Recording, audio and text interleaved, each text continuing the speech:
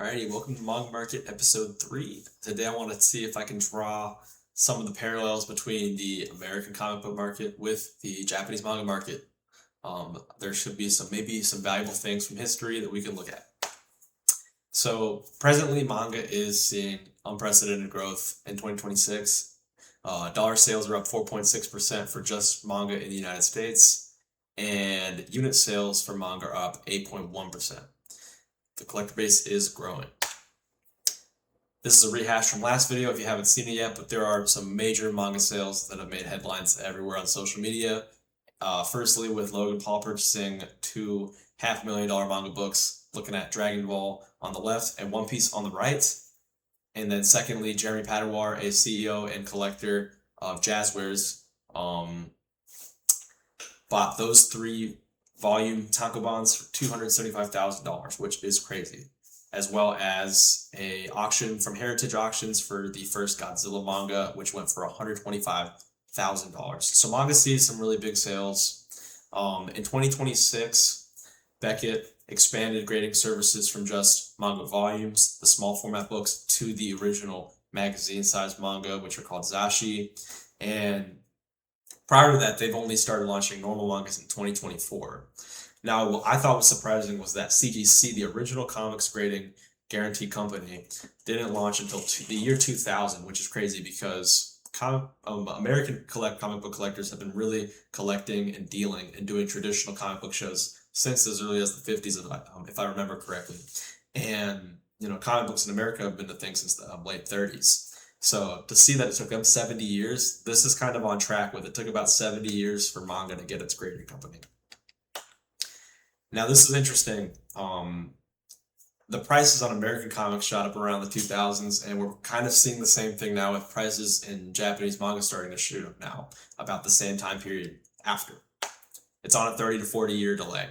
Now, in American comics, there was a speculator bubble from 1985 to 1993. Now, this happened because just as normal collectible cycles go, people get nostalgic for their items and they wanted to speculate on it and treat it like a speculative market. So people were selling out, things were getting scalped, local comic book stores were getting scalped. This is very reminiscent of modern day Pokemon card markets, as well as the way you can almost not find any new Pokemon product at Targets. That was how comic book collectors treated American floppy comic books in the late 80s to early 90s. And I left as a gimmick on the last bullet point here, but when The Death of the Superman came out, that sold 6 million copies. And I think now that book's not even worth over a couple bucks, but it could have been selling for, I think, like as high as $30 during the speculative bubble. So it's a very interesting thing to be aware of. Now, that big boom had just as big, if not bigger, of a crash. And 2 of every 3 comic specialty shops that were open in 1993 and 1997 closed by the end of 97.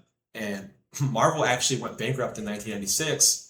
And as I was saying in the last slide, most floppies nowadays, you can get them for less than $1. I mean, people would have to pay you to get rid of your comic books. I mean, nobody wants them. In general. There's always exceptions. Now, there is a difference between real scarcity and perceived scarcity. So people in the 90s, they were caught up on perceived scarcity. It was very common for there to be collectible editions, collector's editions, comics, and obviously most of the time, if something's advertised as a collector's edition, it's probably not actually collectible. Now, in reality, the actual collectible comics came out, weren't marketed as collectibles, and were just viewed as cheap collectible paper at the time. So perception over time is a really important factor to monitor. Here's just a simple chart looking at the long game of CGC grading in terms of volume. Over this period here, you can see that this comic has just shot up in immense amounts. Their volume shot up crazy. Now, Zashi appear to be a lot like Golden Age comics than 90s speculative comics. Particularly late 30s comics to the early 40s comics look very similar to vintage Weekly Shonen Jump comics. They were entertainment, paper products. You'd read them on the train and then you'd throw them away. I mean, many people would wrap them up in plastic bags or rubber bands and leave them out on their sidewalk to be recycled the next week. because they take up a lot of space. That's one reason. And they're also brittle newspaper products. So they don't hold up over time. They yellow, they rot. So they're hard to keep, just like Golden Age comics. Most people didn't keep them. There are counterfeits as well. Just as high dollar value, $100,000 comics in America have fake counterfeits, there are starting to be counterfeits for manga as well. And those counterfeits get really good. In 2025, 2 counterfeiters in Japan were actually arrested for selling on eBay and Mercari fake One Piece and Dragon Ball volumes. And lastly, just to touch this up, I think that real scarcity is way more important than perceived scarcity. Ultimately, and this is my personal opinion, I think over time, Zashi prices might align more with Golden Age comics more so than just the original manga volumes. Personally, now, obviously, what we're seeing play out right now is better sale volume for volumes, but over time, it may change. Thank you so much, and I'll see you tomorrow for another analysis.